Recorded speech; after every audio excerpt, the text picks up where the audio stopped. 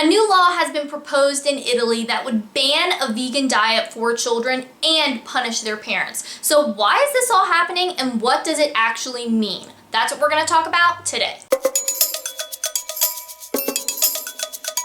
Now before we get started, if you are new here, my name is Sarah. I'm a registered dietitian, and so this channel is all about food, mostly healthy food, healthy living, healthy lifestyle, recipes, all that kind of stuff. So if you're into that sort of thing and you want to see more of it, then make sure that you click that subscribe button. So the basics of this law that's been proposed is that parents who feed a child a vegan diet can be punished with jail time. And this is if the child is under 16 years old. And this has all come about after a few children in Italy have been malnourished or found to be underweight and their parents fed them a vegan diet. So the actual punishment starts at 1 year of jail time, and that's if you're just feeding the child a vegan diet. It's a little bit higher if the child is particularly young, but it goes up to 7 years if the child does die of malnourishment. And the person who has proposed this law in Italy, she says that she doesn't have any problems with people being vegan or vegans in general, as long as they're well-informed adults that are making this decision for themselves. But she does have a problem when this is forced on children who aren't able to make these decisions, and her concerns that they may be malnourished and that this could really affect their health. Now, just to be clear, the Academy of Nutrition and Dietetics, which is like the big organization for dietitians in the US, does say that a vegan diet can be healthy for children as long as it's planned and supplemented appropriately to make sure that the children aren't going to have any nutritional deficiencies. Now, personally, as a dietitian myself, I don't tend to recommend vegan diets for people just because I tend to not recommend any diet that's going to really pull out major food groups and restrict the diet more than it needs to be, because when you do that, you lose opportunities to get different nutrients and you limit the variety in the diet. And while it is true that a lot of the nutrients we get from animal foods we can get from plant foods, a lot of times they're not as well absorbed from plant foods, or they require some conversion step inside of our body. So we have to make sure that we're really in tip-top shape, that our body can actually do those conversions, and it does require a bit of planning that some people may do, but I would venture to say that a lot of people aren't really doing. Now, with that said, if you follow me here on my channel or you follow me on Instagram and you see what I'm eating, you know that I don't eat like a meat-focused diet. Meat is a part of my meal sometimes,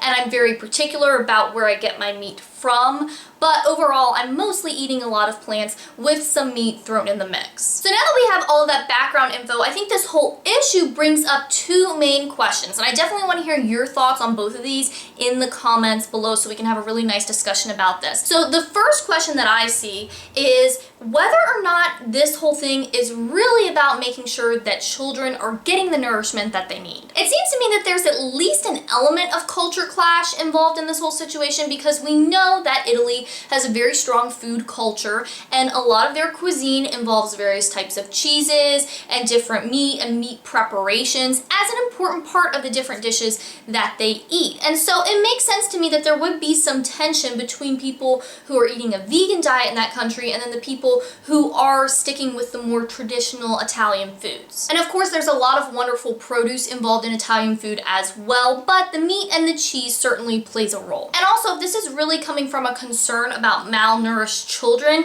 is looking at vegan children really the best way to deal with that issue? I mean, yes, they have these few examples of children who are being raised vegan, who had some health issues, but is that about being vegan, or is that about parents not feeding their children adequately no matter what kind of diet they're eating? We can have these kinds of issues with the vegan diet, but we can also have them with a non-vegan diet. There are plenty of children who are being raised in a way where they are eating animal products, but maybe they're not exposed to a lot of produce, or maybe they just eat a diet that consists of mostly junk food and processed pre-packaged foods, and so they're at risk for malnourishment as well, and also for the consequences of growing up not learning how to enjoy the flavors and textures of produce, and then all the different health problems that can come on when you overall don't eat a very healthy diet. Bottom line, when we're talking about malnourishment, it's not just about vegans or non-vegans, it's about any parent that's feeding their kid in a way where they're not getting the nutrients that they need. The second question this brings up is, what role should the government play? Where does the personal freedom to raise your child child the way you want to and the way you see fit, and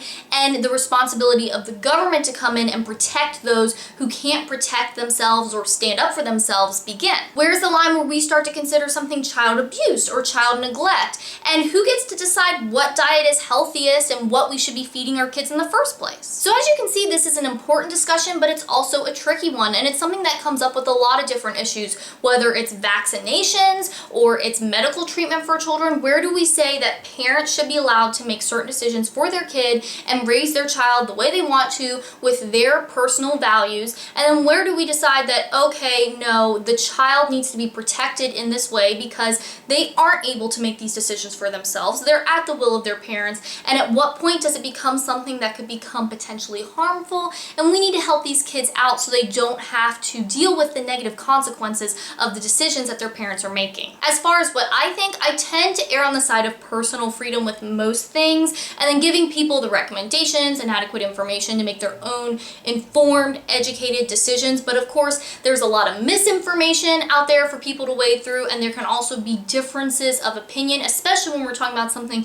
like nutrition, where we're learning new things all the time. So that does make it tricky. And of course, we want our kids to be safe. So I definitely want to hear your thoughts in the comments. I'm sure you have a lot to say about this. I hope you like this video, and if you're new here and you want more healthy eating tips and nutrition info and healthy recipes, make sure that you subscribe, because eating healthy and living a healthy lifestyle really doesn't have to be complicated, and I want to show you how to do it. And if you're loving the free info here, but you're finding that you need something more personalized, don't forget that I do offer one-on-one nutrition coaching. So if you're interested in working with me, just let me know and we can get that set up for you. Thanks for watching. I hope you're having a great day, and I'll talk to you next time.